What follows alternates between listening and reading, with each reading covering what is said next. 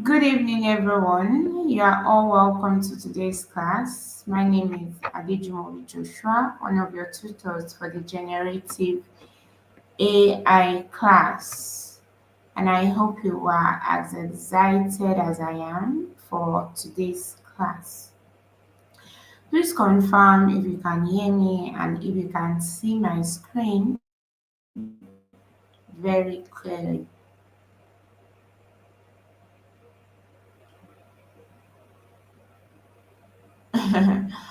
Okay, you can't see my screen.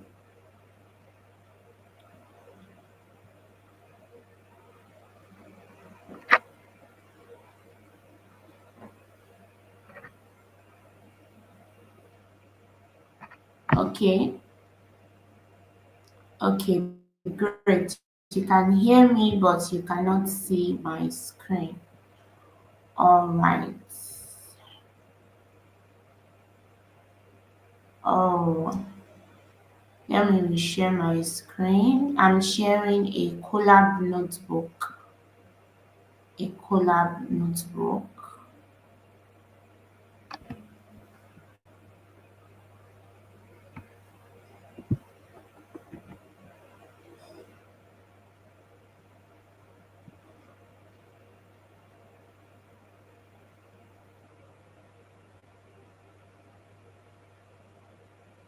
Kindly confirm if you can see my screen now.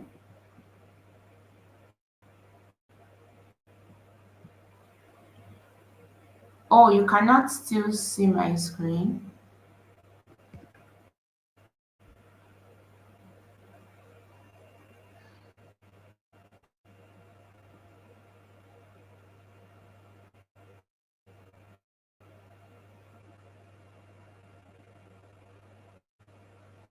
Okay, great. I can see that some of us can see my screen now. You cannot still see my screen, please check your network. Okay, you are all welcome to today's class. And just to remind us, this is the fourth week of the Generative AI class, and we have just 4 weeks to go to the end of this bootcamp. Yes, I'm going to zoom in on the screen so that we can all see it very clearly.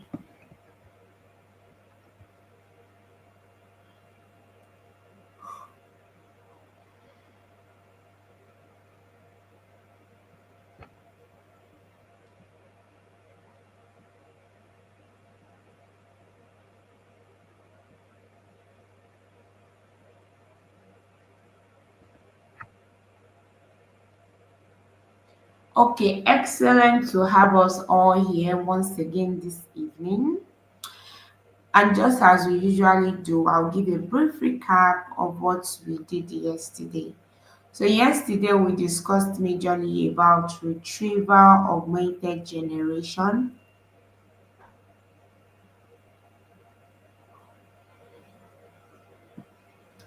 And then we discussed on a very high level the process involved, right, when you want to build a retrieval-augmented generation framework.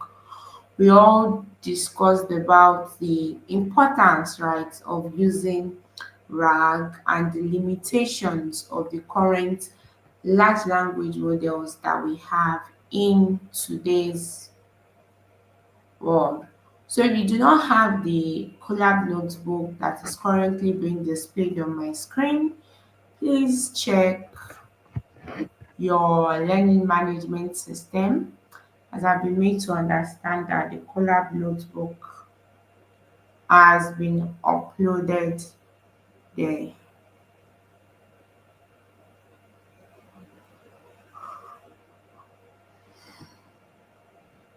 All right.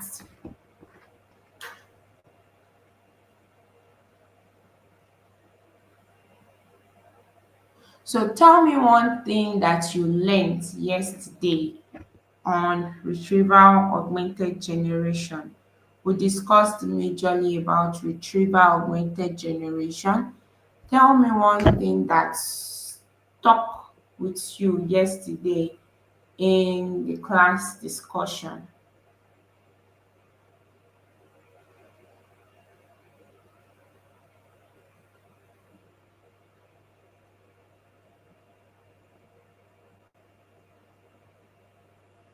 Prince, you are saying you're not on the elements, but our admin has sent the link again for today's notebook. So tell me one thing that stuck with you yesterday during our discussion on retrieval augmented generation. We were asked, okay, what is one thing that you learned yesterday in our RAC class? What would your response be? So let me see your response on the chat. Let me see your responses on the chat.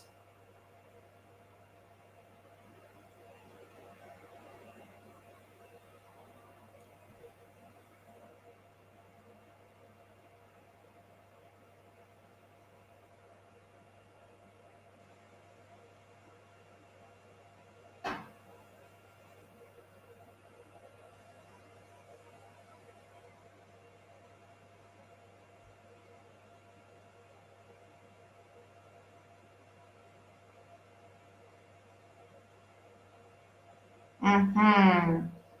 Excellent. So I can see Odutola saying you learnt about what a vector database is and how you can save embeddings, right? Just embeddings, you meant to say, in a vector database. Excellent.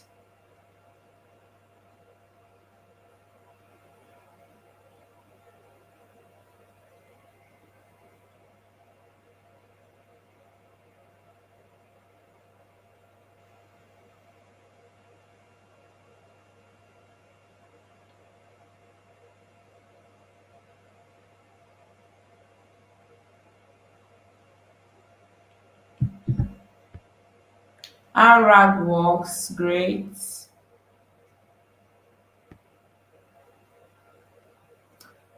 Anthony is saying he learns the steps to take when building a RAG framework. You will need custom data, right? That you want to add to your external database. Yes.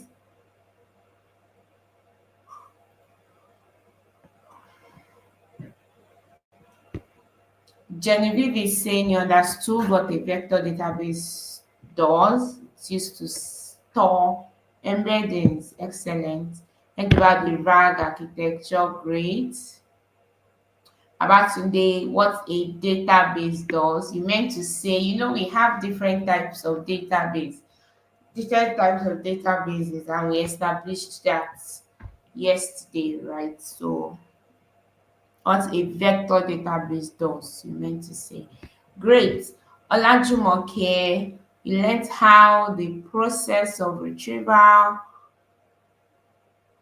you learned how the process of retrieval from embeddings in vectors to the last stage of retrieval and prompt being passed to the LLM. So you learned excellent. You learned how based on a user's query, right? Similar embeddings to the document saved in the vector database is being retrieved, and then this retrieved document and the prompt are passed to the large language models.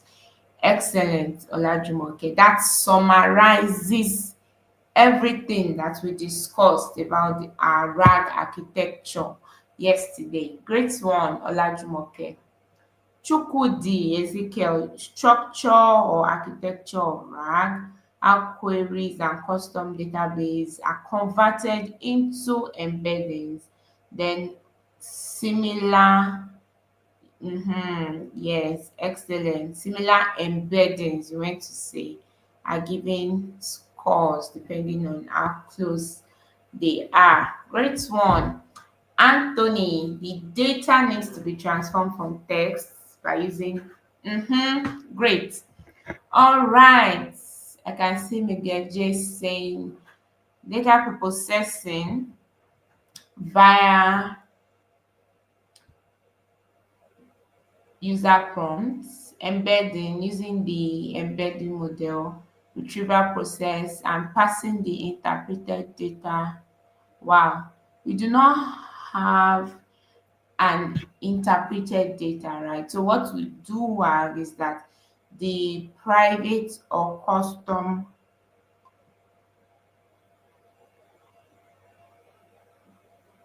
sorry, excuse me, the private or custom data rights of the user, the private or custom data rights that you want to use will be first converted right into embeddings using an embedding model, and then you know that the query also will be converted right using that same embedding model, and then we'll retrieve the most similar document to the user's query and then pass this to the large language model with the prompt.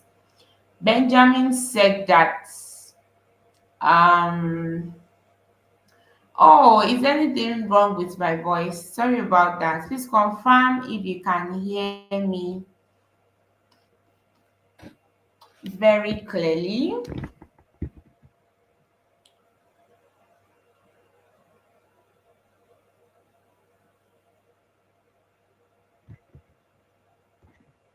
So where did I stop?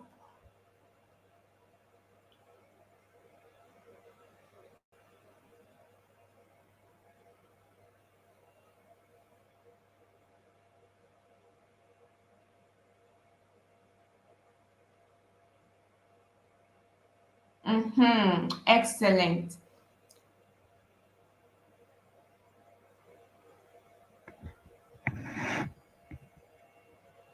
Oh, my voice sounds cracky, right?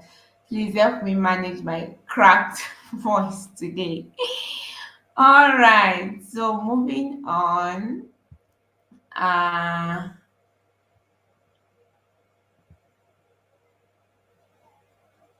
so I stopped at Miguel J.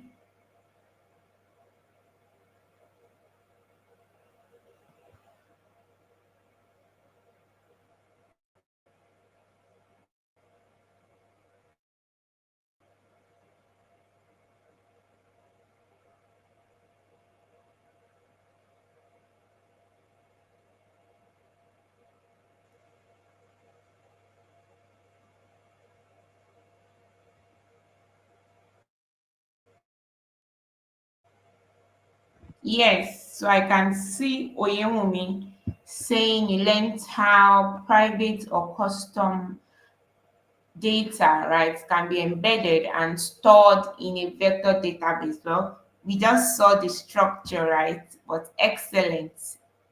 Thank you for asking, Anthony. So now I mean, Benjamin is saying you learned that RAG gives better quality responses. In the case, right, where the user is asking questions that the large language model on a normal day will not be familiar with, right? And then in that kind of situation, RAG would help to reduce hallucination. So Esther is saying you learned how retrieval method works from user queries to a private database to embedding. So you're just trying to give like a very high level overview of what you learned. Excellent. David, you understood the RAG architecture yesterday and how data sets are transformed into vectors via embedding models, and how your data, right, can be transformed into vectors, yes, and stored in a vector database. You also understood how retrieval works. Okay, all right.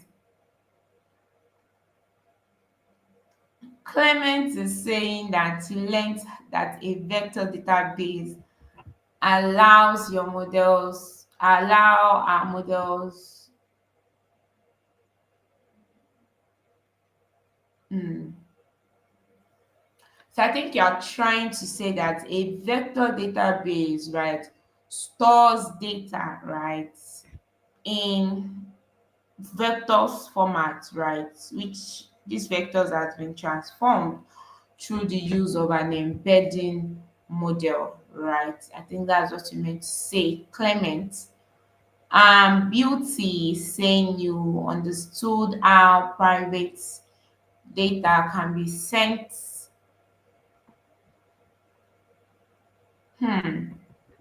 You understood how your private or custom data, right, can be embedded, and then stored in a vector database. Excellent. You saw how a private or custom data can be embedded and then stored in a vector database. Omonelli, I'm so sorry. I find this kind of hard to pronounce your name, right? Sorry about that. You learned how it finds information, how it retrieves information, right, from the vector database, information that is the most similar, right, to the user's query, and then uses this to produce a response. Excellent.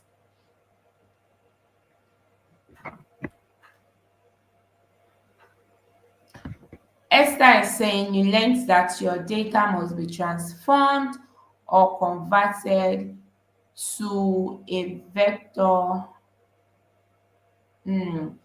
Esther, you're trying to say your data must be transformed, right, through an embedding stored in a vector database, right? That's what you meant to say. The data should be transformed through an embedding model and then stored in a vector database. Excellent. To see that most of us in explaining what we did, right, yesterday, in explaining what we did yesterday, we already gave a very great overview, right, of what RAG does. So this means that we understand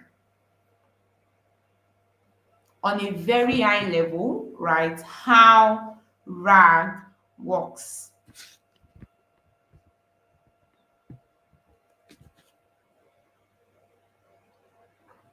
All right. So today we'll be moving on to our notebook, which is called the RAG Implementation Notebook. Dorcas is saying he learns how data through embeddings is converted to vector and then stored in a vector database. Great, excellent. So moving on, it's great to see what we all went on with yesterday, and then in today's class we're able to easily recall, right, what we learned in yesterday's class. So that's great to see that. So you know that the first thing you want to do, okay, without even telling you, let me ask, you should know by this time of the class, fourth week of lecture, that I love asking questions, right? So when you get a notebook like this, the first thing you want to do is what? Would you just start running the code here, or what is the first thing you want to do so that whatever changes you are making to this notebook would be saved on your end also? So what's the first thing you want to do? Exactly. So you know that the first thing you want to do is save a copy, right, to your drive, because you do not have access to edit this collab notebook. So you know the first thing you want to do is click on file and then save a copy, right, to your drive, so that whatever changes, right, that you make to this notebook, right, will be saved on your end. Excellent. So the next thing you want to do is to click on connect, so that you can start a new session, right, on your collab notebook. Yes, so I've been able to connect, right? So the first thing I'm going to do is to install these libraries here. Normally we have lots of libraries that has been pre-installed, right, on this collab notebook, right?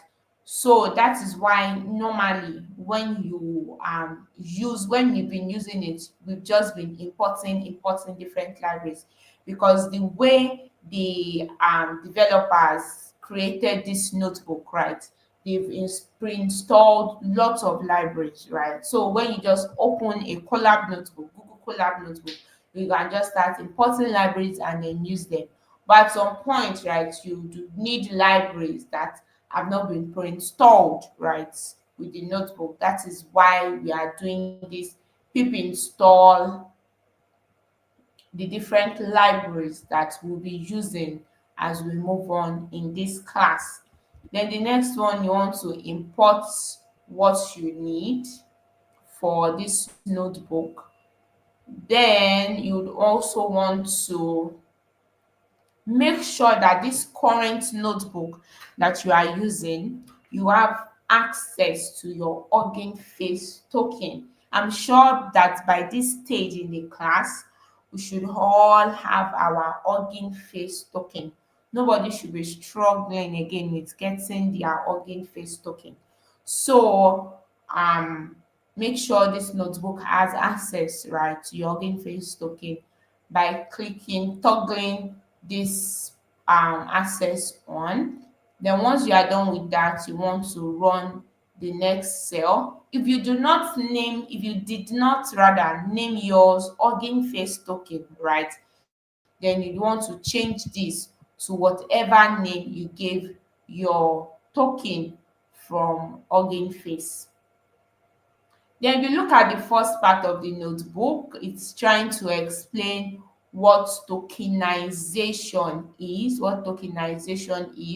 But from our previous knowledge, can you remind me to you, right, from previous knowledge, we've discussed rather about what tokenization is. So from previous knowledge, what is tokenization? When you hear tokenization, right, what does it mean to you? All right, excellent. I can see that most of us got the response to that. You have to first save a copy, right, in your drive. Great. Come Alive is saying lists you forget. Many of you had issues with the quiz. Server timed out. What's the resolution to that? So I'll leave that question to our admin, right, to respond to. I'll leave that question to our admin to respond to. Omotayo is that how do you save a copy to your drive? Through the link set to us on this chat. Omotayo, please confirm that when you click on the link, right, you the link gets opened, right, in your browser, right, and then you have a notebook like you can see on my screen. So what you just have to do is click on File, and then when you click on File, just scroll through the options, right. You are going to see Save a copy in Drive, and then you get the response to your question.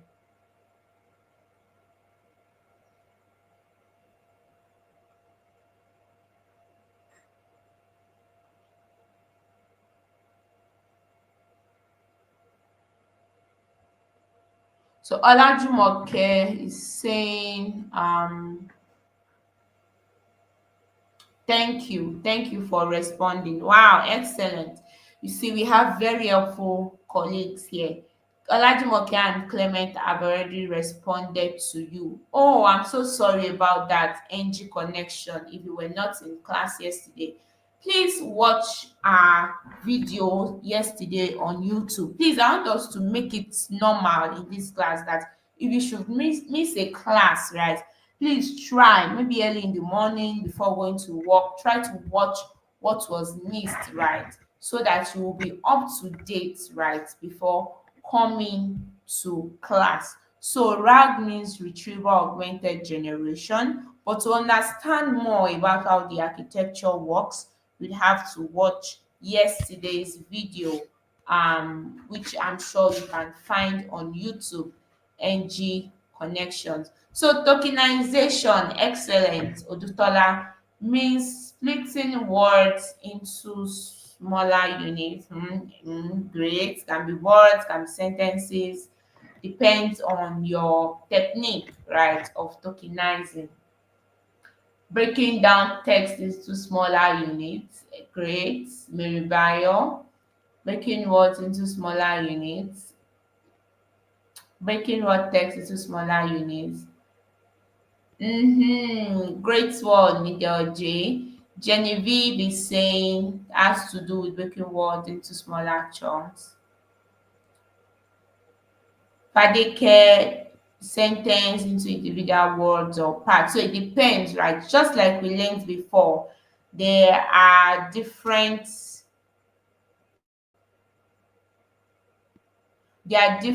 techniques, right?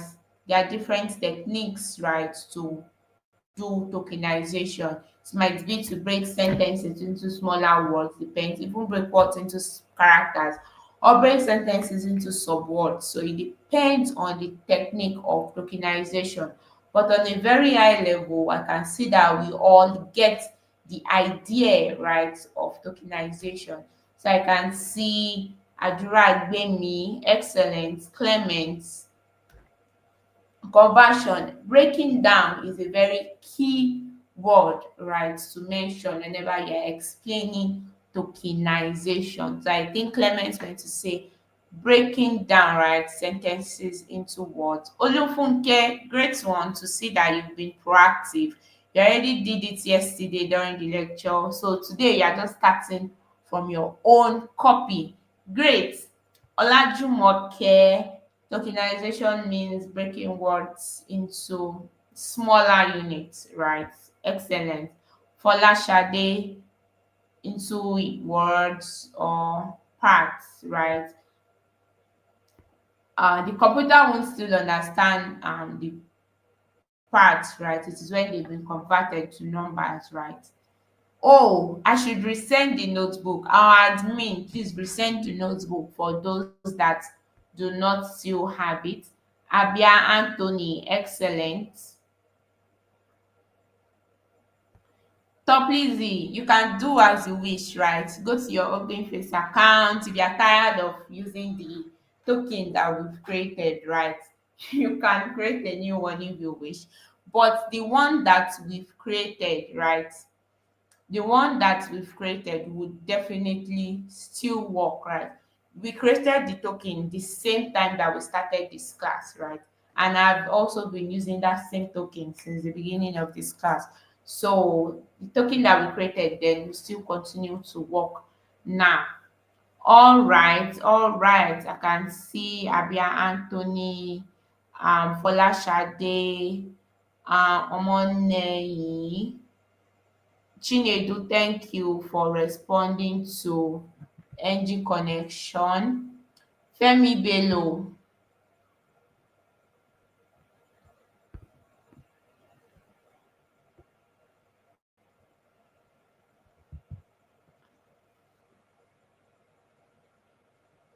is showing error. Oh, did you do run all? Don't do run all, oh. Don't do run all yet. And did you import OS? If you import OS, it should not show you OS is not defined. Oriol Felba, excellent.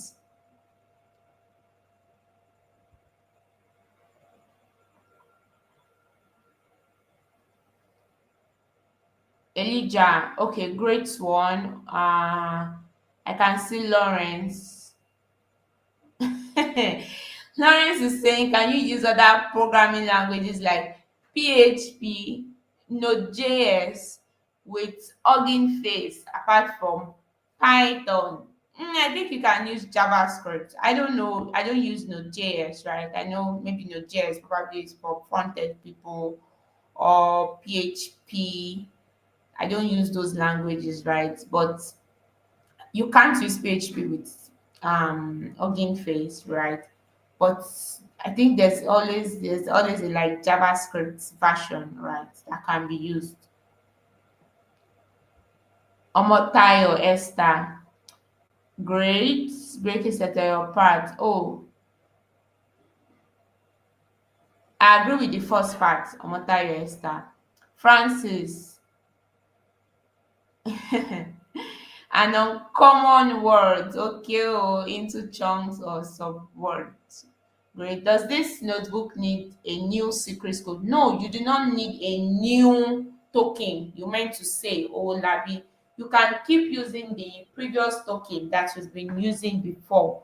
But what you need to do is that give this your notebook access to the token, right? By how do you give your notebook access to the token? Click on this key icon here. So once you've clicked on this key icon, right, all you have to just do is give the notebook access by toggling this access on. So click on the key icon here and then give the notebook access, right, to your HF token. So I hope you get that. Who asked the question? Yes, Owolabi. Excellent, Olakunle. He's dismantled for me the marks, right? All right, great one.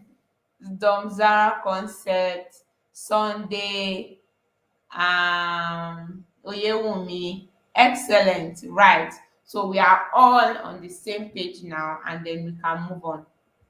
So we all understand on a very high level what tokenization does.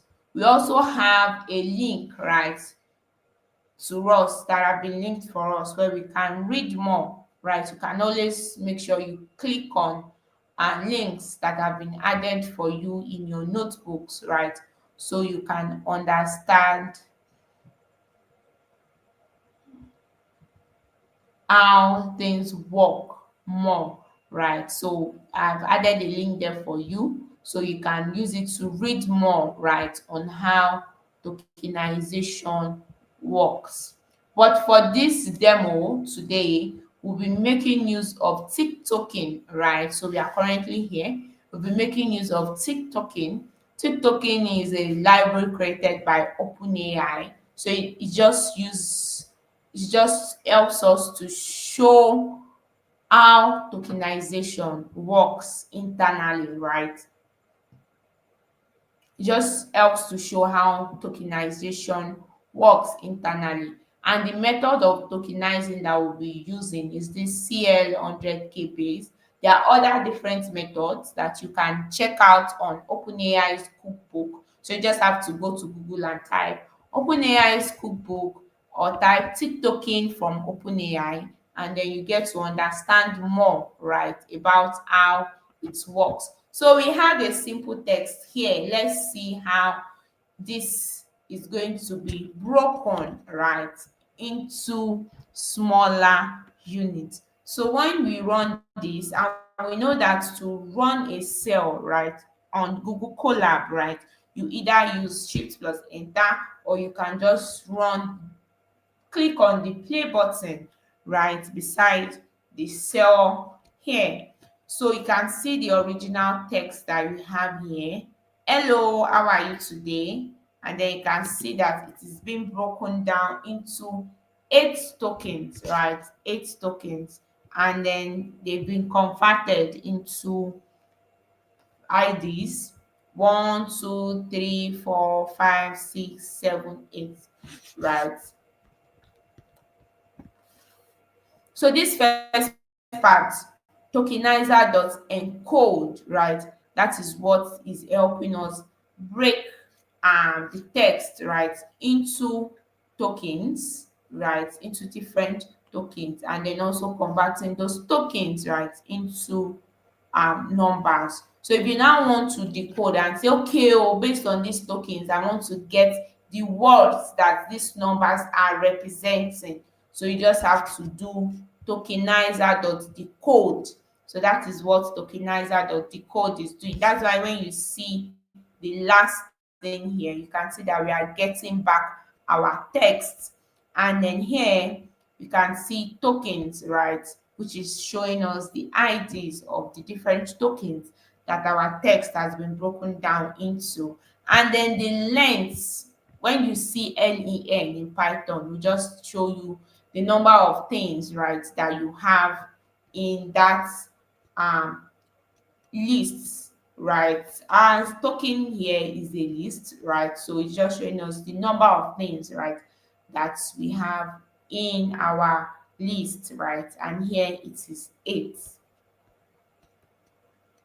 So the next cell, right, what it does is that I'm now helping to show you to map each of the token, right, to the IDs. So map each of the tokens to the IDs. You can see which ID belongs to which token and how it actually broke it down, right, into different tokens. So this part, right, we won't be really using it, right? It is just for us to understand, right? We've been saying it several times. Tokenization is this, tokenization is that, right? But have you seen it, right? How the process of tokenizing, right, really works.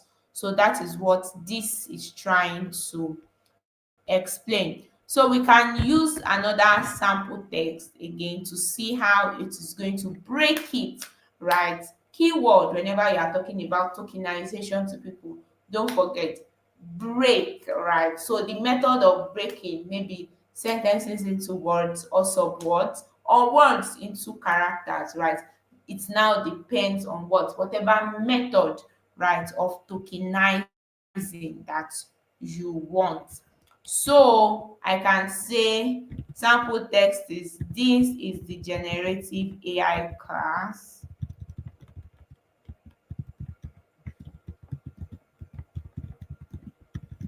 We are currently,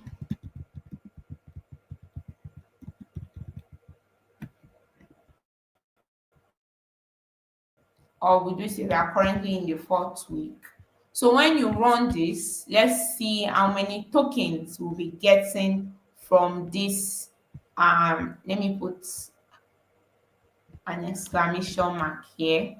Yes, so let's see how many tokens we'll be getting from this our sample text this time around. So we got 15, right? 15. So we can see that we have 15 tokens. So if you actually want to see the difference, instead of saying number of tokens is 15 here, right? If you remove this, okay, let me ask if we are following. You know, I told us that this we know that the first thing we are printing, right, is sample text, and this sample text is just whatever we have here, because I know it might confuse us, right? So the sample text is whatever we have here, right? And the next thing is what we are now encoding this sample text, right? We are saying, oh, we want to encode this sample text, and this encode does two things.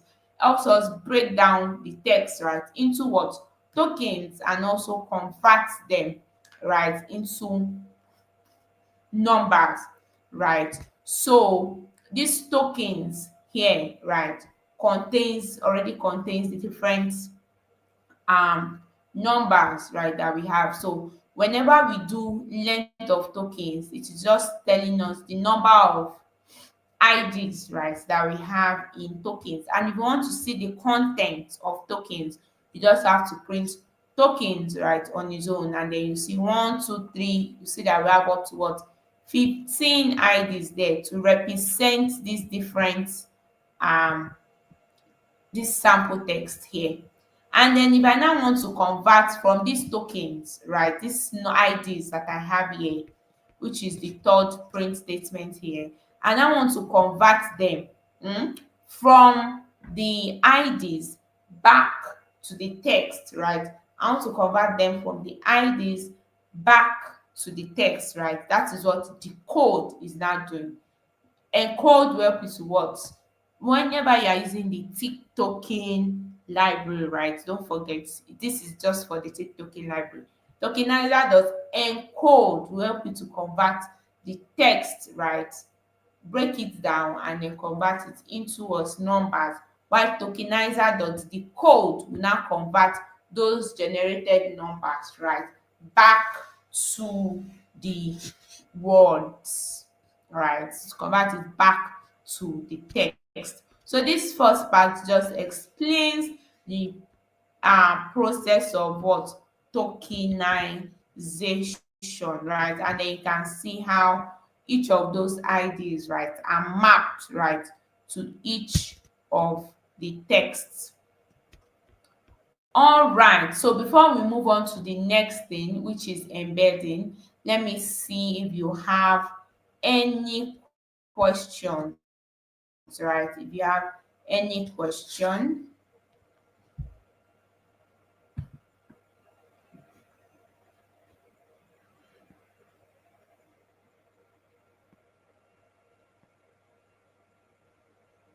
Oh, when you clicked it, when you click play, it gave you an error. Tick token is not defined. Top easy. So that is definitely because you did not run this first cell here. Run this first cell here, so you can see that when you scroll in this first cell here, you can see that we have tick token, right, being installed, right? So if you don't first install it, right, if you should run that other cell, you are going to have error, um top pleasing, right? So you can catch that.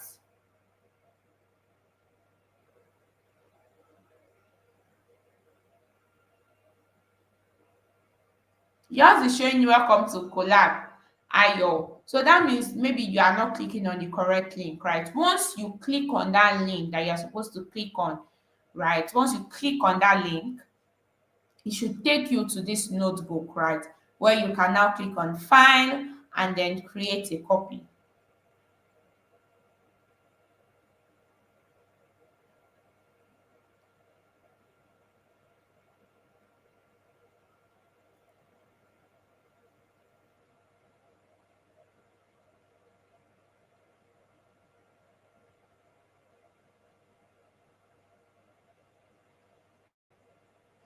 Jean, you just joined yesterday. Oh, well, we are already used to it. We always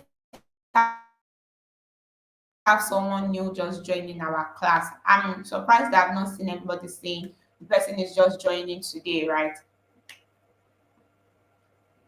Oh, all right then. Please, since you are just joining yesterday, please don't forget to watch our previous videos so that you can get up to speed with the class, and then also try to follow along with today's class. So I hope that error has been solved now, Top Lizzie. Francis, what is that CL 100K base? Is it a default parameter? Well, no, you can change it. We have different other methods of tokenizing, but you'd want to check out those different other methods from OpenAI, Cookbook. There's all apart from the 100K, there's one for 200K and all. So all this just shows you the different method of tokenizing, which you can check in the OpenAI cookbook.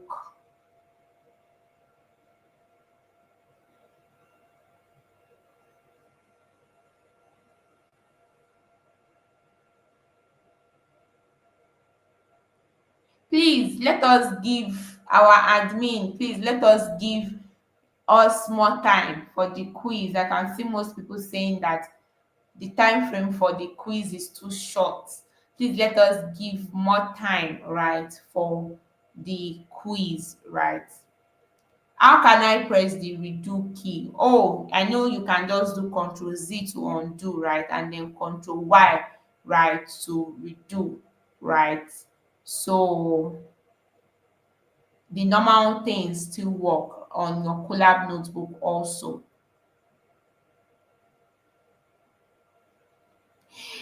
Adura Gbemi, I hope you really mean that, right? No, we cannot. Sunday, no, not in this aspect, right? For vectors, right, those are embeddings, right? That is because those numbers are not just numbers.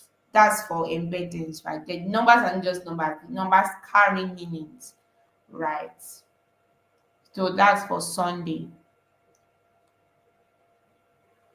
Yes, Clement. In this method of tokenizing that we picked, right, it treats special characters also as separate words, as you can see when we map the IDs to the words. So yes, there are different methods, and that is our first assignment for this week. Check out the different methods of tokenization from OpenAI Schoolbook for TikToking. Try the different ones out. The link that have been linked for you, sorry, that have been added to your notebook, read more on it so you have a broad understanding of the different ways that tokenization can be done.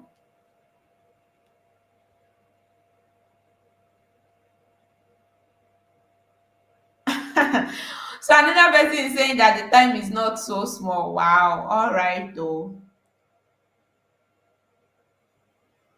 Yes, exactly. You opened a different one before. Okay, so it's great to see that we do not have any more question. So now we'll be moving on to the next step, which is the part for embeddings, right? Embeddings, and most of us here, we understand what an embedding is.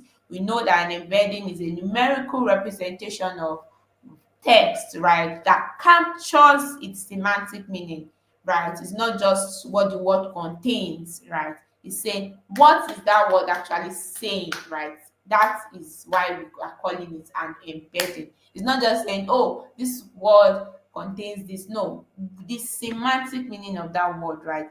Embeddings capture it. And in a game that we played, we were able to see how when you put in a word, right, you can get similar words, right, to that word because they all have a shared embedding space. While ones that are not similar to that word when we did the game, right, they were so far, right, in the embedding space. So how do you create an embedding, right? How do you create an embedding?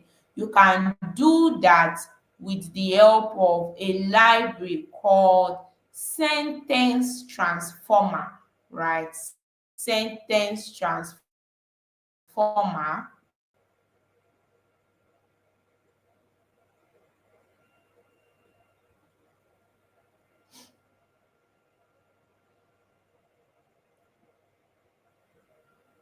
Yes, so you can do that with the help of a library called sentence transformer. And these libraries, we have access to different models, right? This library gives us the access, right, to different models that helps us perform embeddings, right? It gives us access. Just know that your transformers library, right, it gives you access to different models, right, that makes helps us to embed, right, our text, right, into vectors.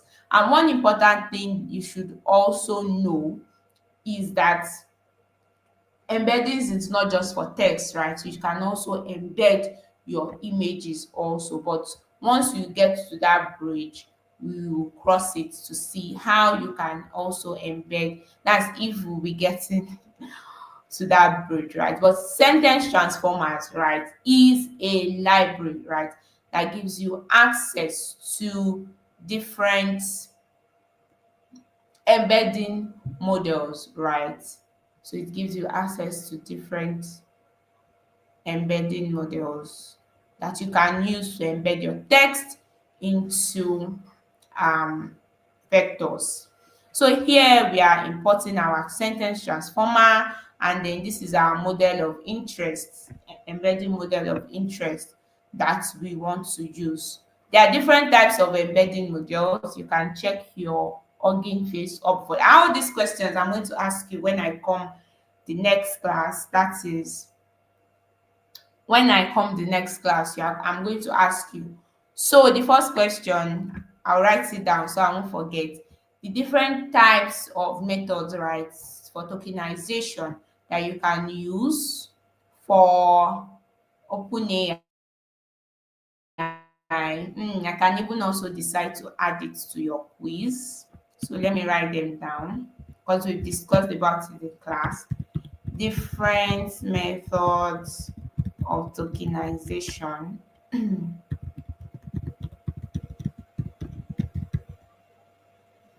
in the tick token library, apart from the one we have in the notebook.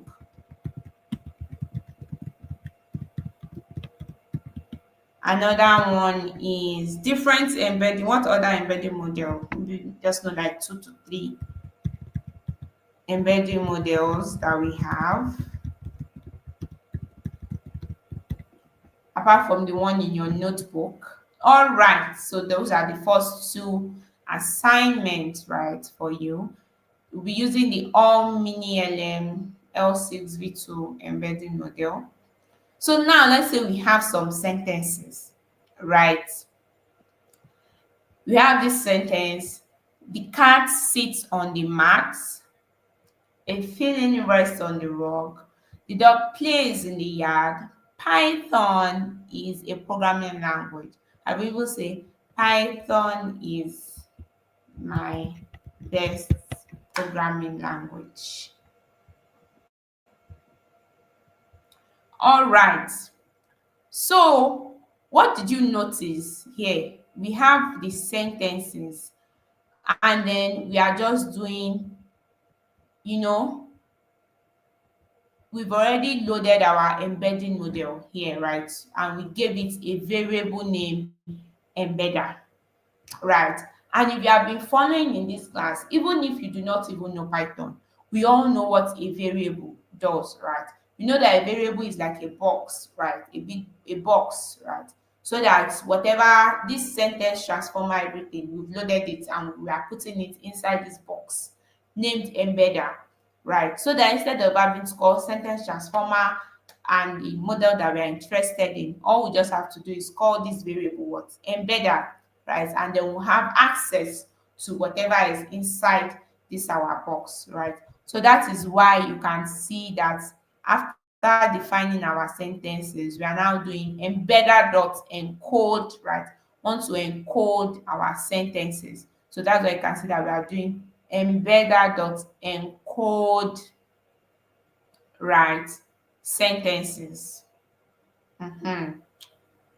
So if I were you, I will have a question, because I can see that I have sentences here, and then immediately I'm just doing my embedding model, right, which is the embedder here. Then I'm encoding the sentences. When I run this, what's going to happen? Let me see. Let's see the results.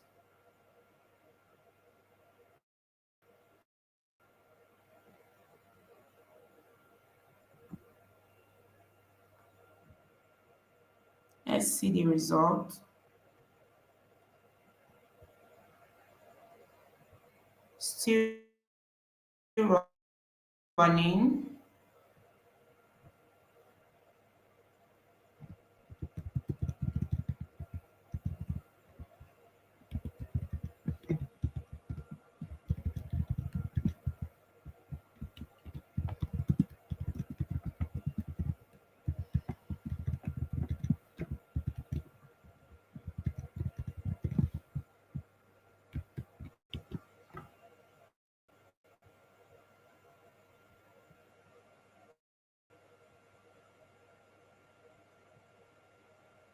Yes, it is done.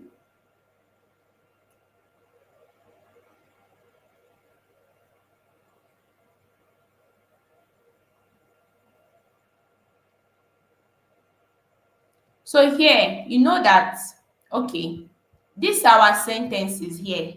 It is inside a what in Python? Let me ask you that. This our sentences here is inside a what? What do we call this thing in Python?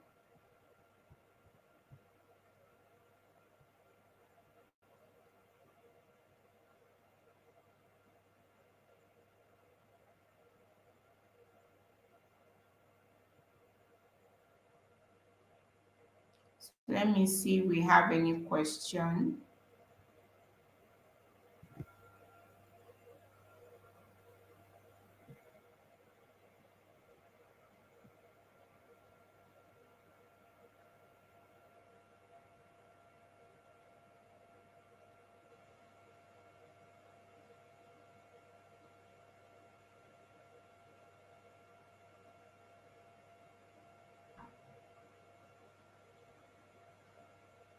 Yes, Florence, they are free. That's why you are using Hugging Face, right? Hugging Face gives us access, right, to open source models. But if you are running, like, there's a cap to the amount of requests that you can make to those endpoints. Lawrence.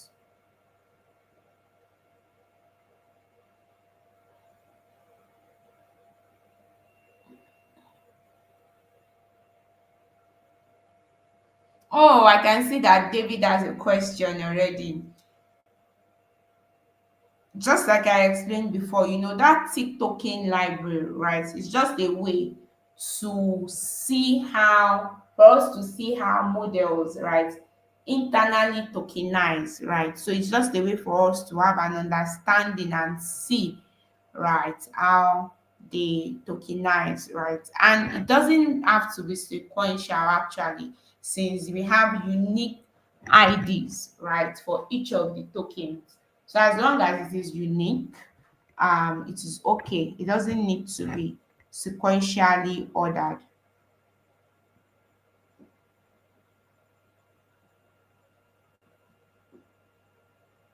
Please, our admin, please let us give our wonderful students here the opportunity to retake the quiz, because most of them are complaining that it's unstable, and I'm sure that once you give them the opportunity to retake the quiz, you'll be able to see excellent results. So please, since the system was the one disturbing them.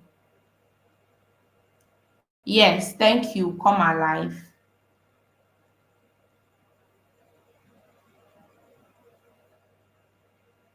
Excellent list. Yes, great to see that most of us are following. So even if you do not know Python, right? That's why I'm always telling you, just have an open mind, right? In this class, you would always follow through. Great list. Chukwudi Ezekiel, Aduragbemi, Olajide, Oyekunle Taiwo, Marvelous, Lawal Kehinde, Oreofe Oba, Genevieve. Wow, well done, Miguel J. Elijah, Francis, Sunday, Afolabi. Great. Please, where did we get the model we are using for the embedding? It's also from Hugging Face. It's also from Hugging Face. So when you read about, this is already 8 and we have to finish this notebook today. All right.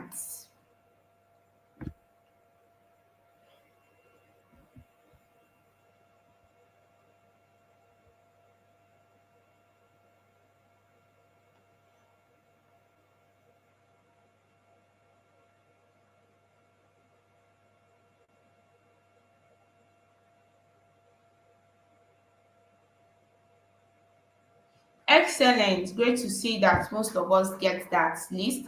I will attend to your question soon. Jones World. Let's be done with explaining this part. Right. So we have these sentences. The cat sits on the mat, this, and Python is your best programming language. And then we've encoded the sentences, right?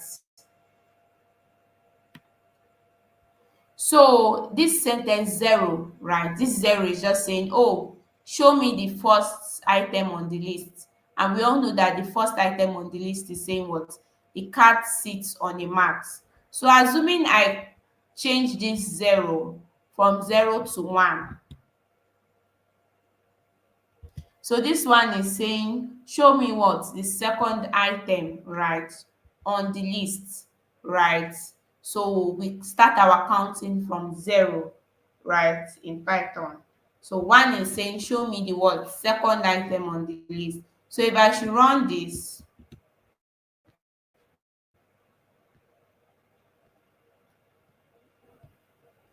You can see that you can see what this, the second item on the list.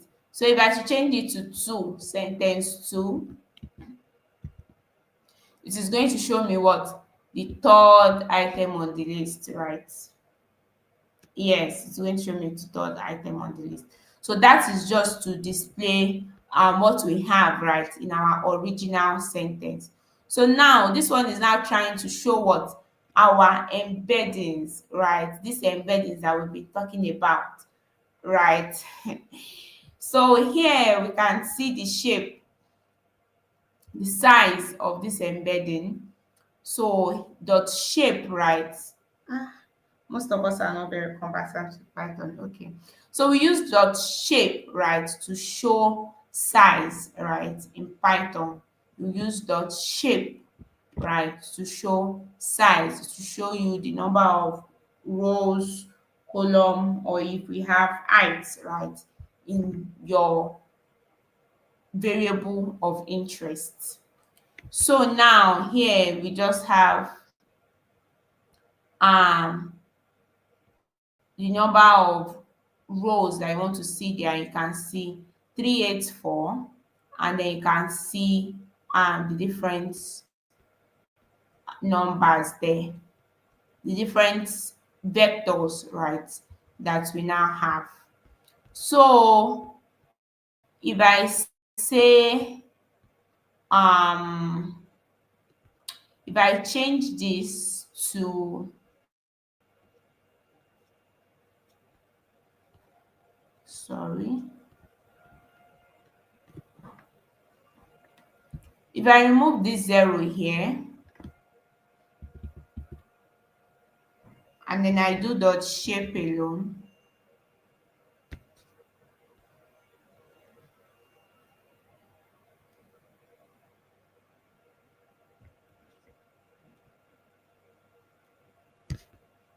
you can see that we have 4 rows. Okay, I think you'll be able to see my screen now. 1, 2, 3, 4, right? Rows and column. Yeah. So we have 4 rows, and then, okay, so please let me confirm this, and then 384 columns, right?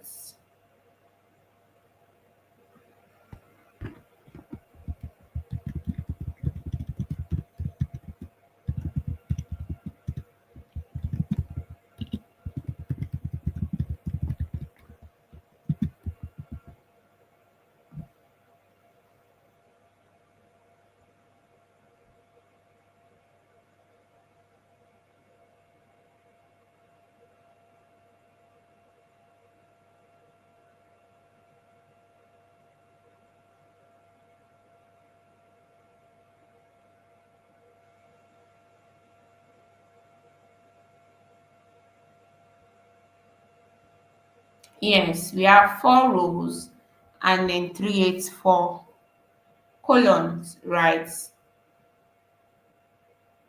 So I'm sure you know rows, right, are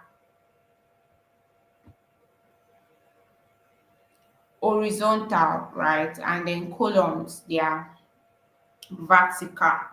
So um for each of the different words here, the cat sit on a mat, this, that, 1, 2, 3, 4, right? You can see for each of the different four sentences here, you can see the number of uh embeddings, right, that we have for them. So what if I increase? Don't worry if you don't get it yet, you are going to get it. So don't be confused, right? So the next thing we have is, you can say Java is my second best programming language.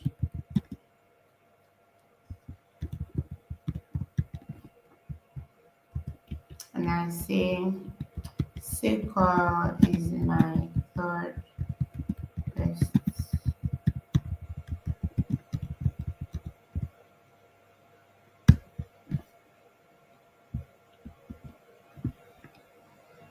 So when you run this, you can see that we now have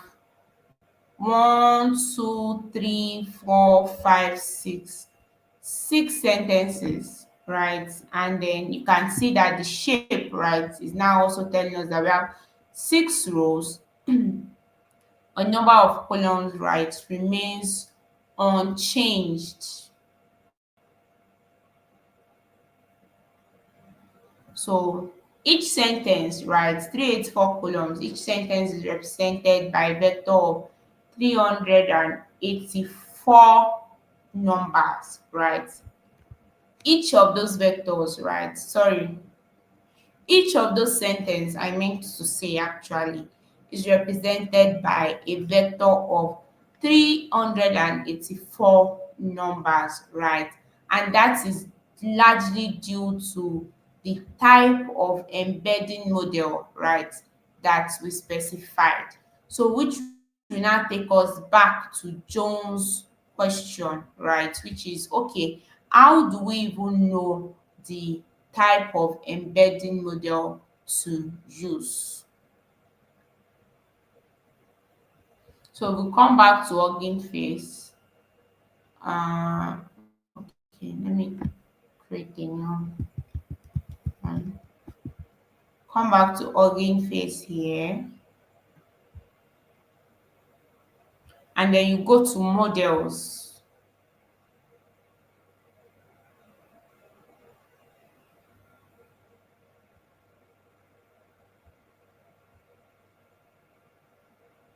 Right, then you, oh, I'm not, let me share this tab instead.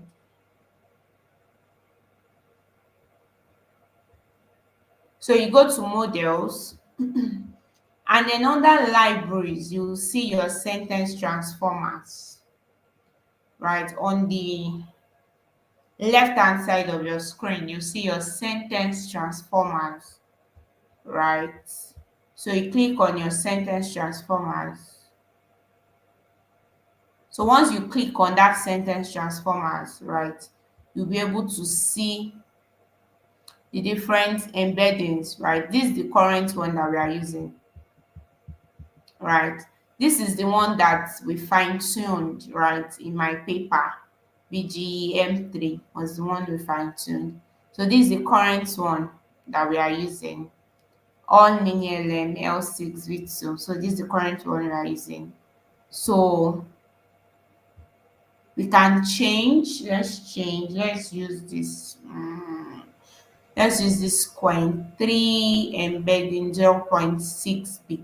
But before we change to coin 3 0.6b, let me share this tab back to see if we really understand what I'm trying to explain. So you can see here that I increased the number of sentences that we have to embed. I increased it to 1, 2, 3, 4, 5, 6, right? And then you can see that our size, right, change, the shape, right, change.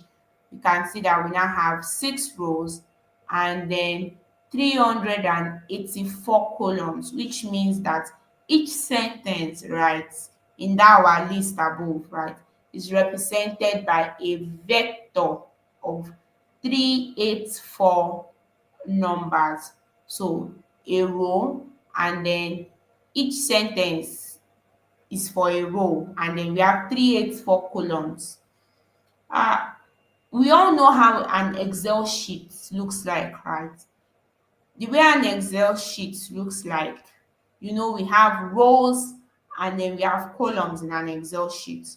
So your rows, they are the ones that have numbers 1, 2, 3, 4, 5 up to whatever. And then your columns in an Excel sheet, we have A, B, C, D, like that. So now just imagine that your 4 sentences are in the different rows. That's 1, 2, 3, 4. And then we now have 384 columns. That's A to whatever 384th alphabet, right? So we are now saying each sentence, right, is now represented, right? Each sentence, the dog plays in the yard. What other sentence do we have? A felon rests on a rug. Each of those sentences, right, they are represented by 384 numbers, and that is because of the type of embedding model, right, that we chose to use. So if we now come back to Hugging Face here and then I share this tab instead, when I click on the All Mini LMV2, this is the current embedding model that we are using. So if you scroll down, so you can see here, can you see? This is a sentence transformer model. It maps sentences and paragraphs to a 384 dimensional dense vector space and can be used for tasks like clustering or semantic search. So they're already telling us that whatever length, right, of sentence that you put there, it would map it to a 384 dimensional vector space, and they are telling us the type of task that it can be used with. So before we try another sentence transformer embedding model, let me check if we have questions. So I hope this answers your question and Jones World. You've now been able to see how you can get the different embeddings, right?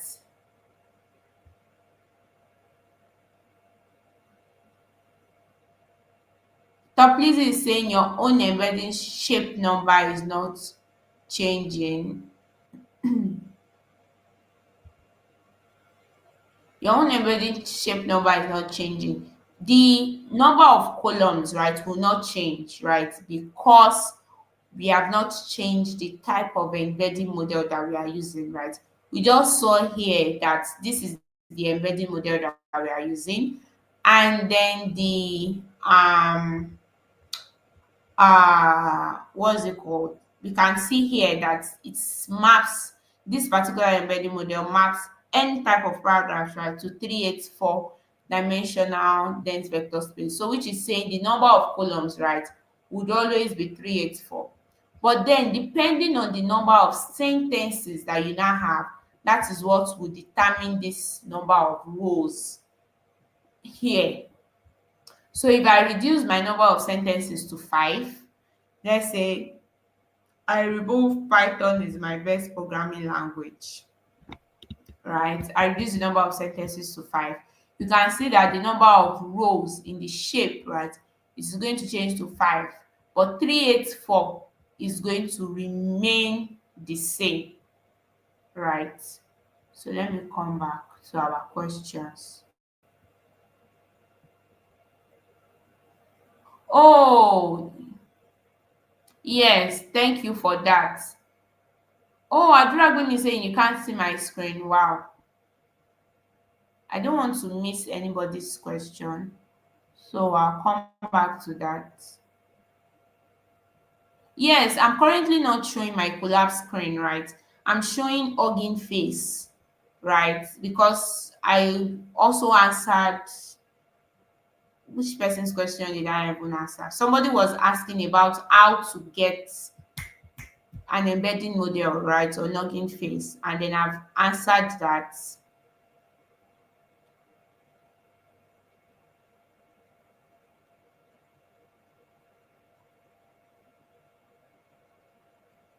Francis, do you now understand how we came about the 384, right? How we came about the 384 in the number of columns that we can see? That's because of the type of embedding model that we are currently using. Okay, so I can see that I've missed a lot of questions that we have asked. So I'm going to scroll back now to see that I answer everybody's question.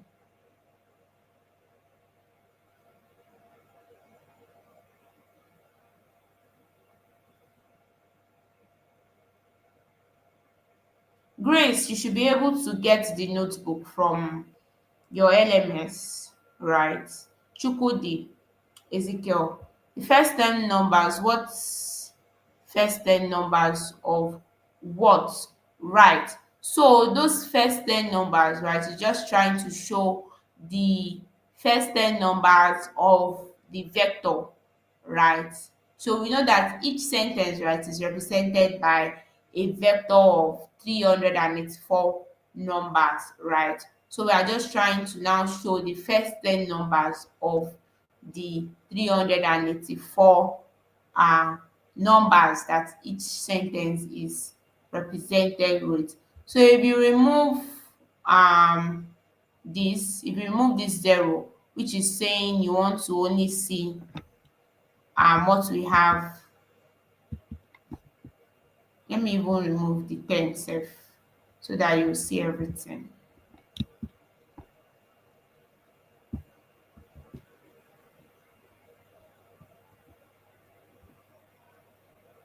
So you can see, let's forget this first 10 numbers. Let me change it to all, right? So you can see everything.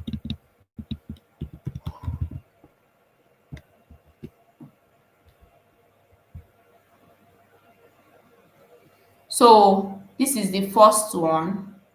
You can see this dot dot dot. This dot dot dot is saying that, oh, there are some numbers here, right, that are not being displayed. This for the first sentence. This for the this for the first sentence. You can see what I'm highlighting. This is for the second sentence. This is for the third sentence. And this is for, oh, we have five numbers, sentences, right? This is for the fourth, and then this is for the fifth sentence. So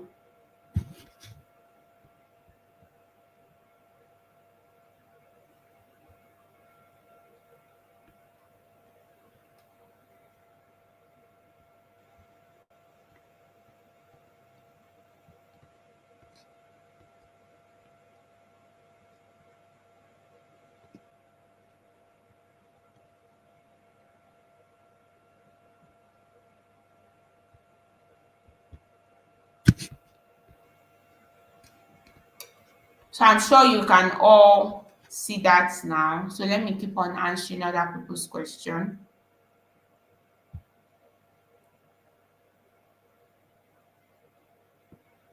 So I'm sure you get that now, Chukwudi Ezekiel. Exactly, Aduragbemi, it's the same thing. You know, your data frame dot shape will show you the number of rows and columns, right, in your data frame. So it's the same thing with what we have here. Francis, I'm sure I've answered that question when I was speaking. Your 384 comes because of the type of embedding model, right, that is being used. And we can see that on what I'm currently displaying on the Hugging Face UI.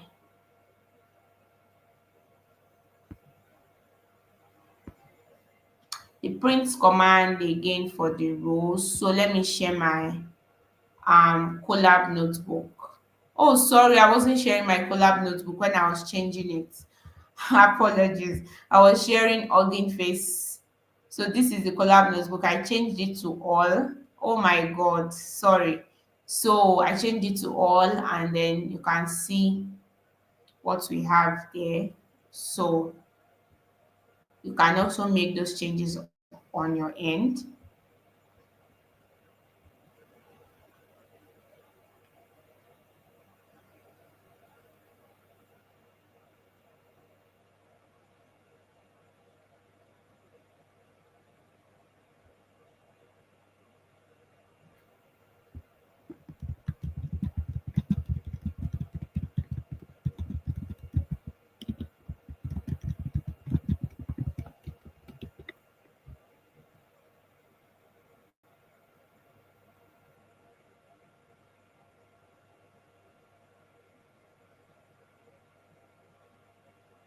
Okay, so I'm trying to get the last question I answered so I don't miss anybody's question. Um,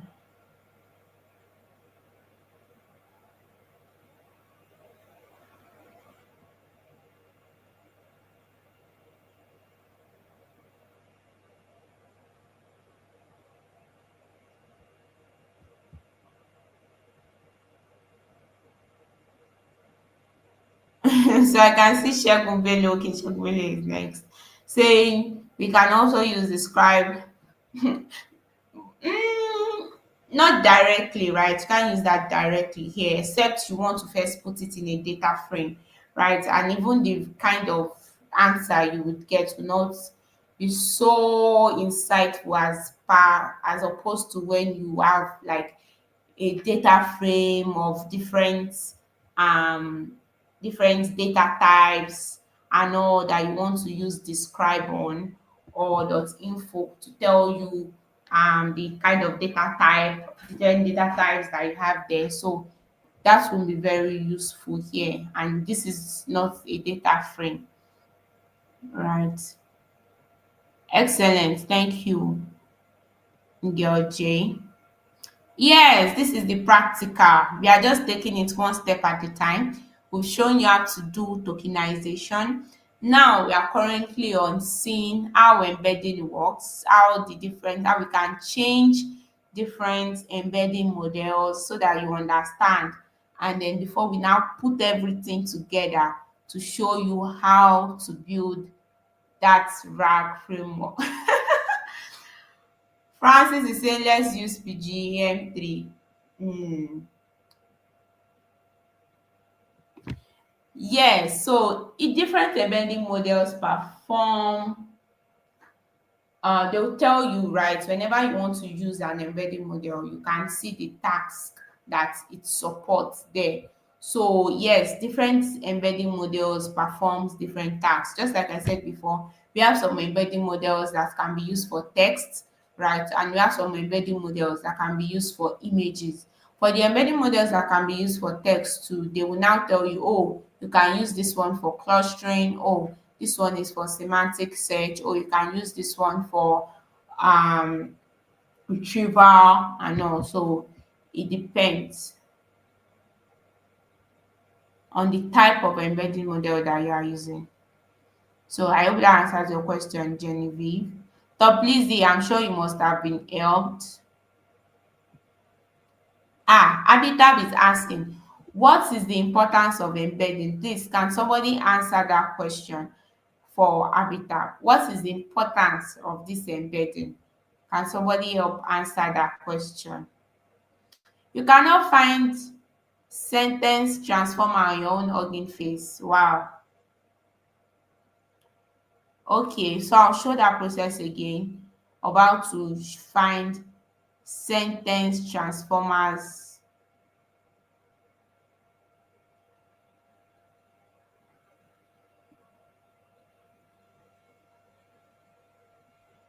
I'll show you how to find the sentence transformers again, right, on Hugging Face.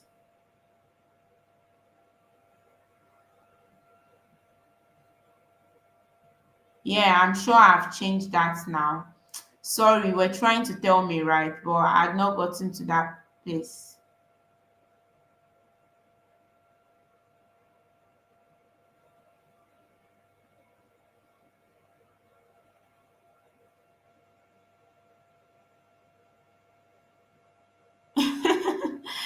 So I can see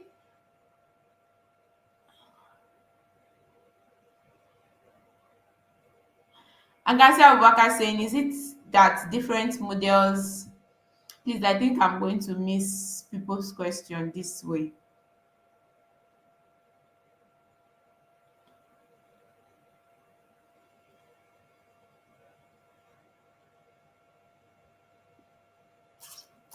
No, it's not about the field, right? It's about the task, Abubakar. It's about the task that you want to use the embedding model for.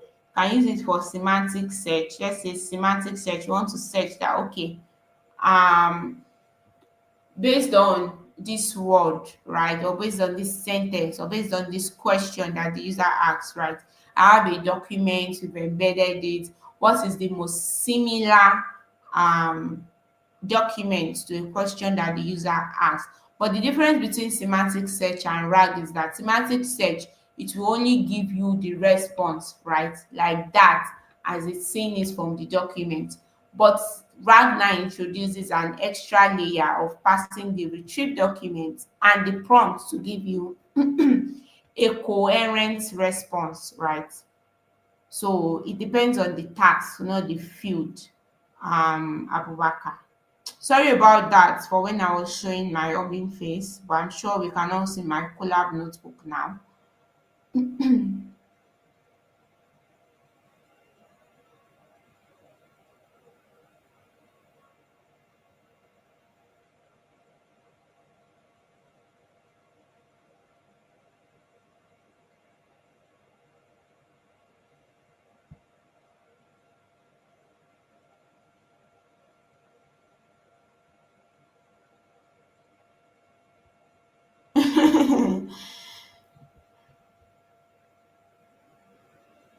Okay, so I can see that for the person that asks what is the importance of embedding, you are already being responded to.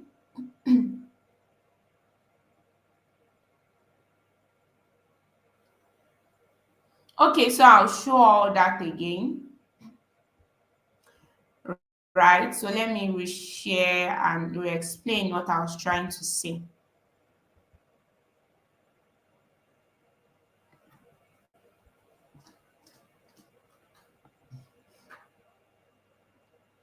All right, so here we all know what an embedding is, right? We know that it's just the numerical representation, right?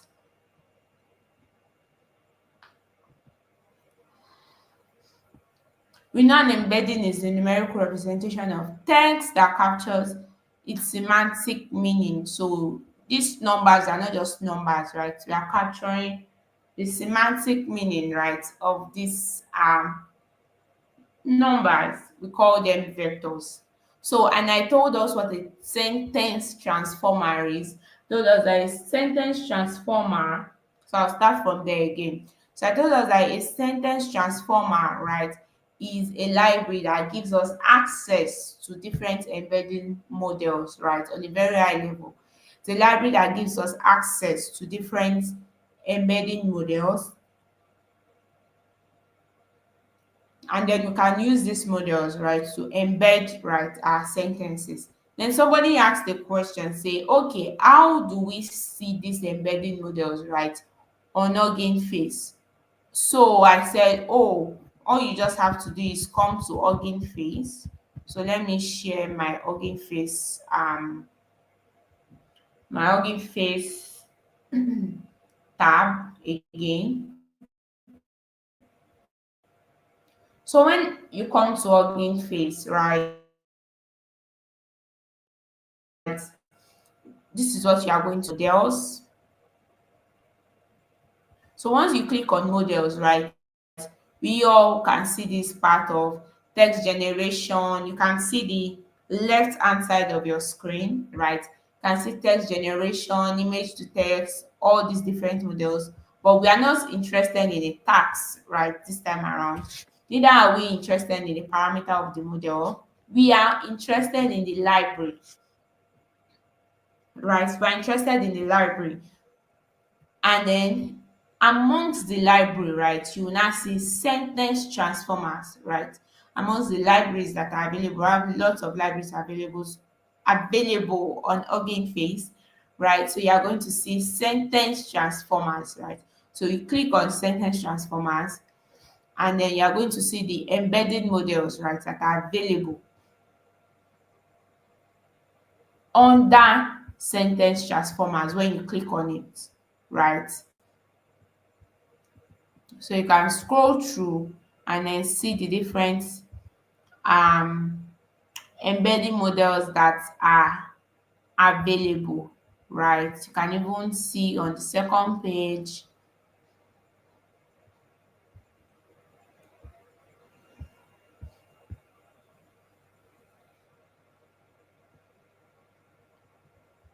Yeah, so you can see the different embedding models that are available. Here, if you click on this LABSE, so you can see that they are telling you that, oh, this one, oh, it is going to map Oh, this one is for different. It can be used on 110 languages for this embedding model.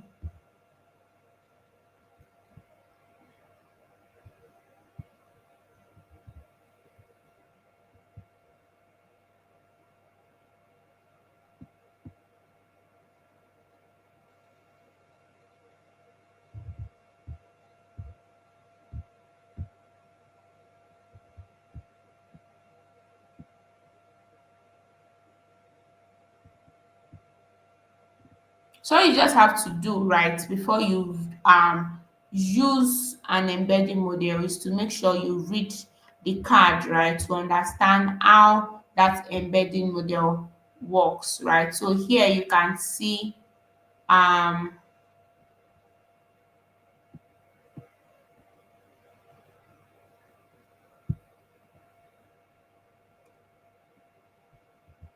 yes, the dimension that this is going to give to us. So this one is not the card is not the model card is not as comprehensive as the all mini NMV2, right? But then you can always come back to the different models that we have and then pick the ones that you are interested in using. This is L12. The one we are currently using is L2. This one also maps to 384 vectors, and it's also used for clustering and semantic search.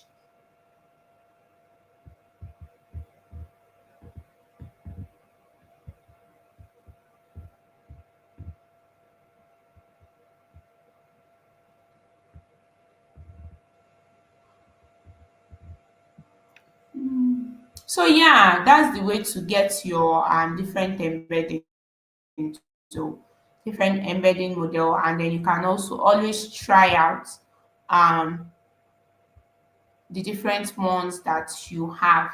So once I come back to this collab notebook, so the next thing I said I did, right, for those of us that got lost, is to now load our embedding model. The one I'm currently using is this all mini LM L6V2, right?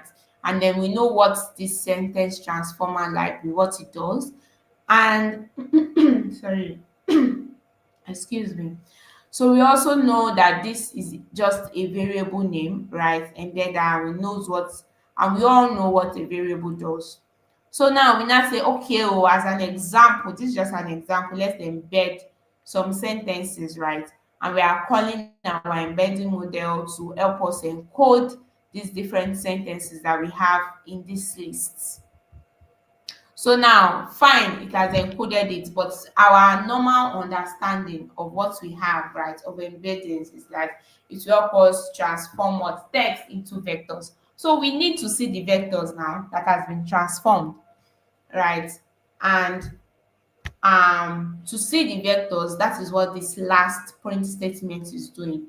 So it is showing us the different vectors, right, that we have for the different sentences, 4 sentences, 5 rather sentences that we have in our list. But what is the size, right, of these embeddings, right? What is the size? We now said, oh, we can use dot shape to show us the size, which will show us the number of rows and then columns.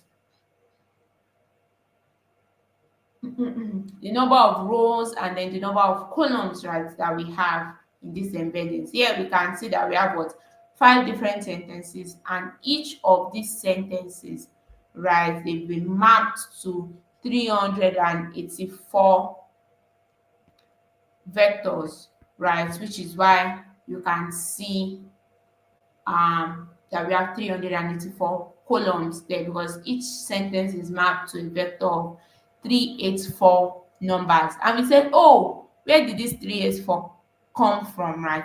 The 384 came from the type of embedding model, right, that we used.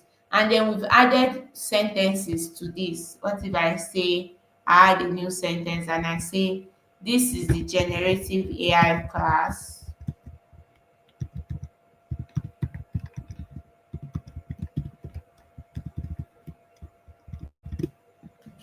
right?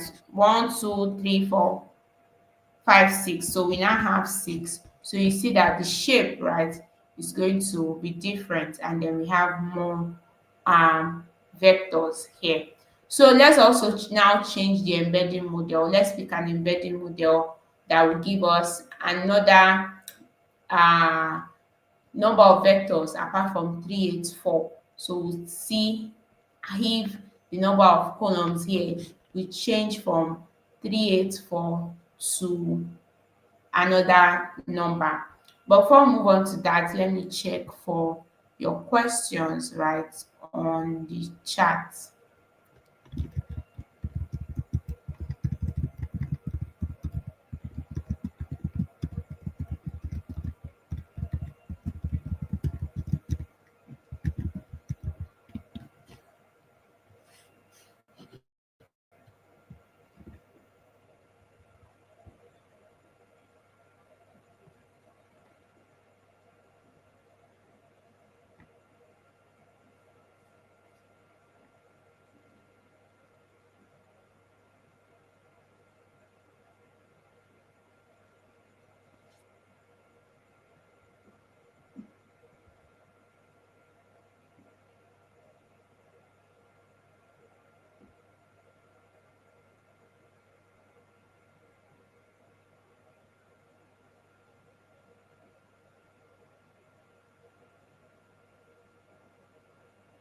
Yes, I've linked yeah, you can also check Hugging Face. One thing you don't know also is that, let me come back to the um Hugging Face tab. There's a lot you can do with Hugging Face, right? Apart from just seeing these models, datasets, spaces, right? You can also come to docs,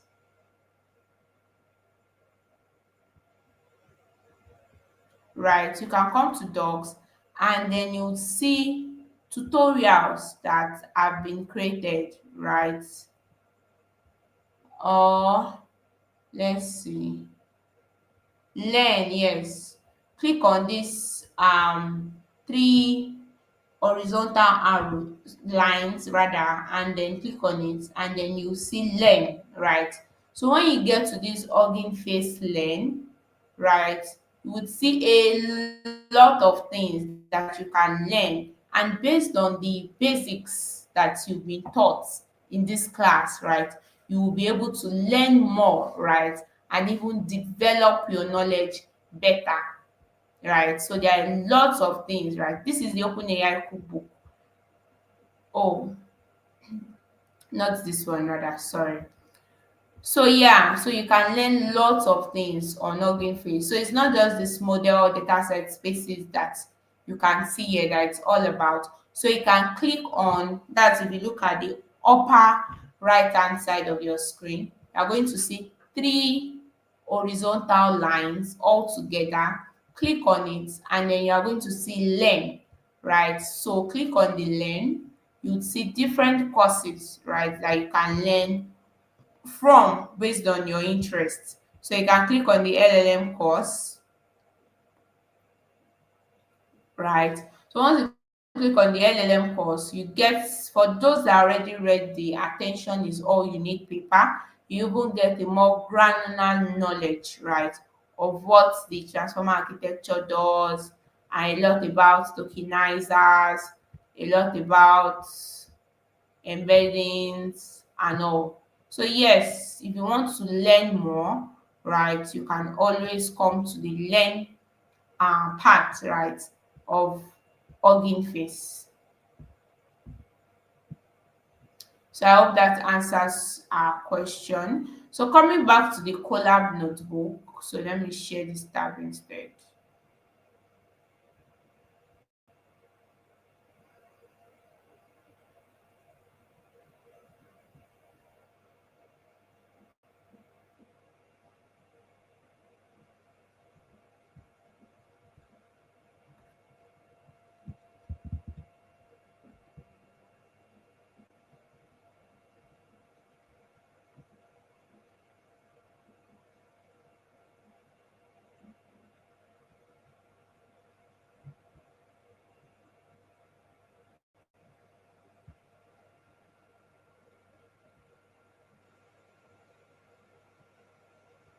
Thank you for responding to Habitat. Francis Adura Agbemi.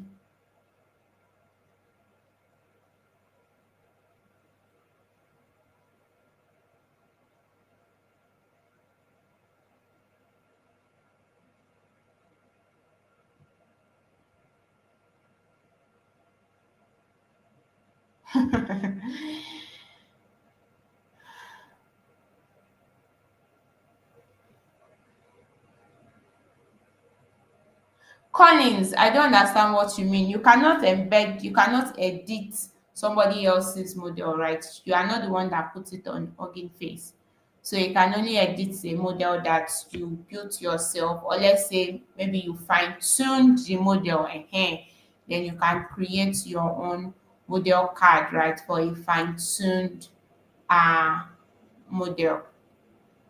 All right, so moving on, let's change this embedding model that we are currently using. So we'll go back to working phase and then change the embedding model that we are currently using.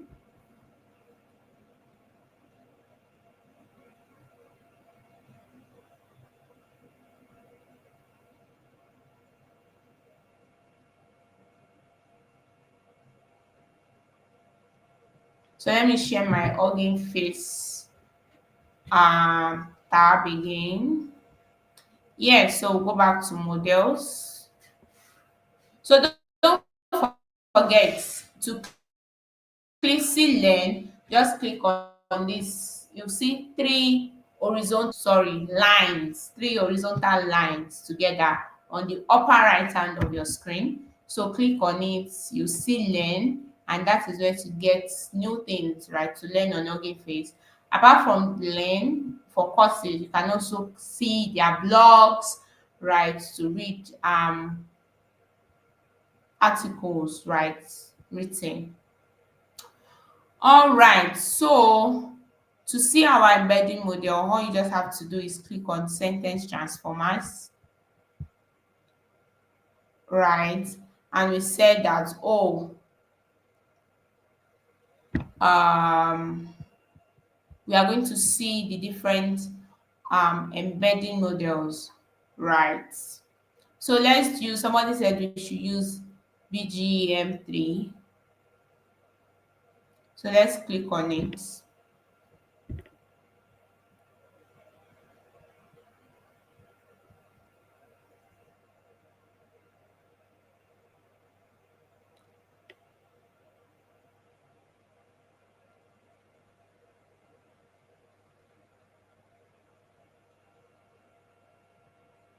So this is the model card.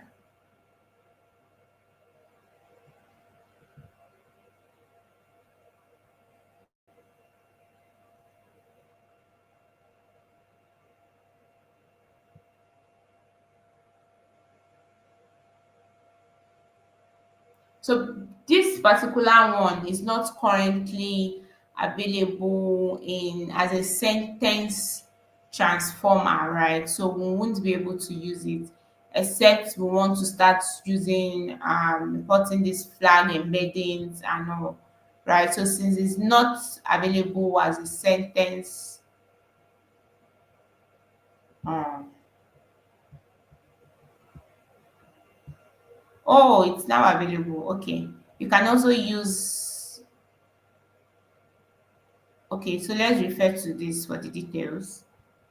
Because I know this specific one just has flag embedding and all. So let's refer to that link that they added there.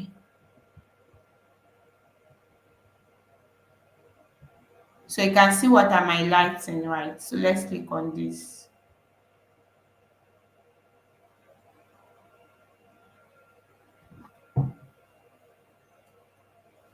Page not found, right? I can remember using this model and having a lot of issues with using it as a sentence, right, transformer. So sentence transformers just make it easy, right? Makes our life easy when you want to use it as an embedding for this level, right? Let's check the next model.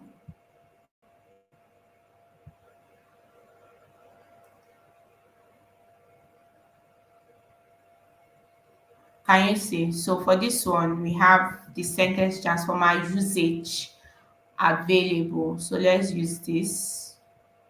Mm,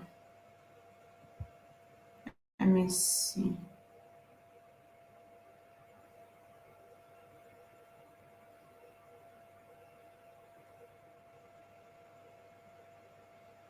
So I'm telling us this model has exceptional multilingual capabilities and all.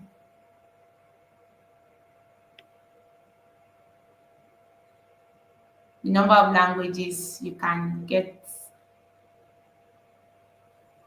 So you can see the embedding dimension here that they are noting up to 1024, ranging from 32 to 1024.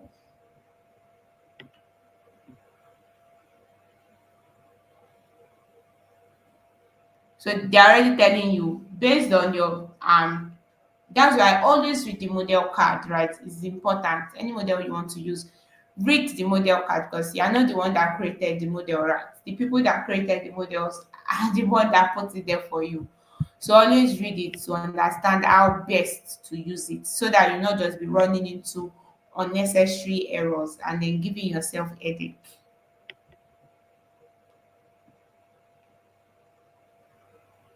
So for our own sentence transformer usage, you can see they're telling us that the version of the transformers has to be greater than this, and then our sentence transformer also has to be greater than this version. So all these numbers, they just mean version. So let's try it out. I'll just try it out directly and then see if it will work. If it doesn't work, then we know it's a version issue. So I'll copy this.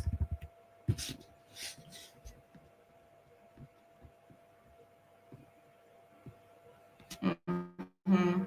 I'm not showing us, we are not interested in the transformer usage for this class. That's too detailed.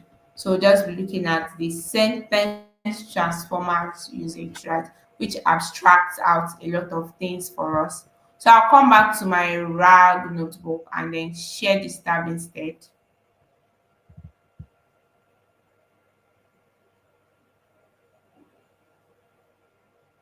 So we'll come here and then change this.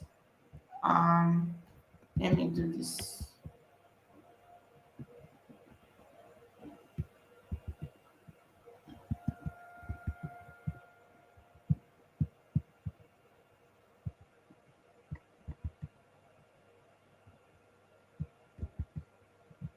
So we know this was the previous one we were using before, and then we change it to point.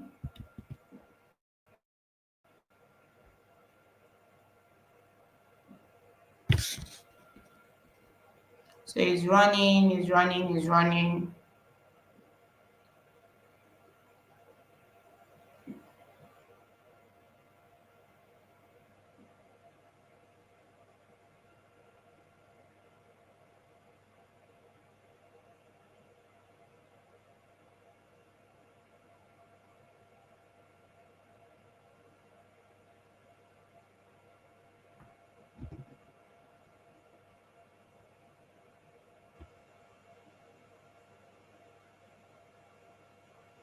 Right, so you can see that the size here is 1024. It has increased, right, due to the change, right, of the embedding module, right, that we used, right. The size has changed. That means for each of these sentences now. So what does this mean? What does that 1024 mean? Let me know. Let me see if you are following me in this class. This 1024, right? What does it represent?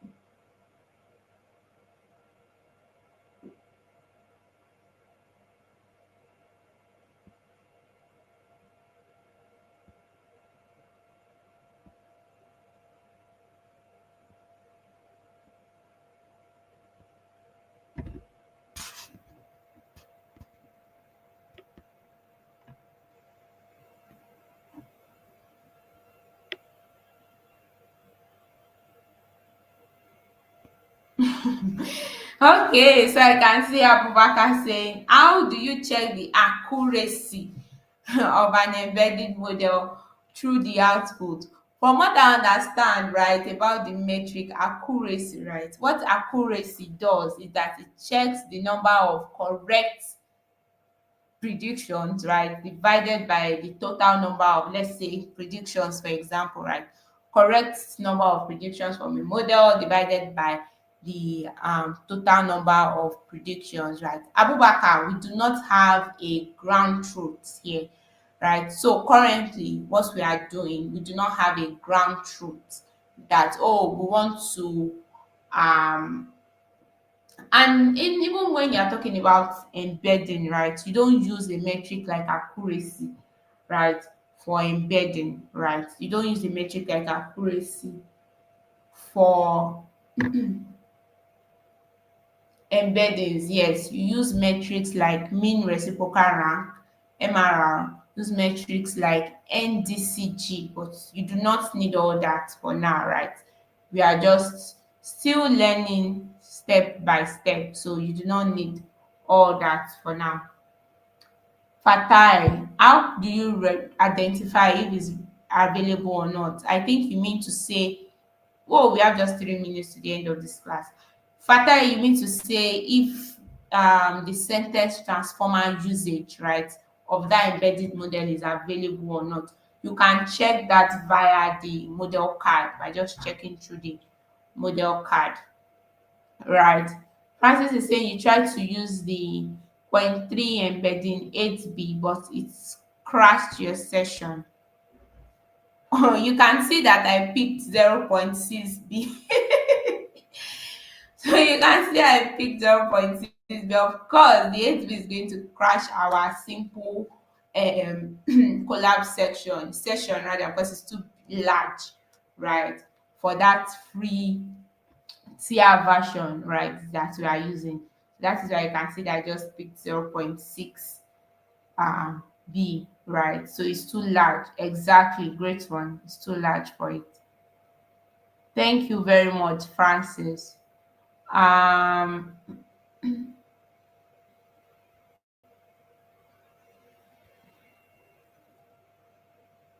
oh yeah, okay, yeah. So we are all trying to answer the question for the 1024, right?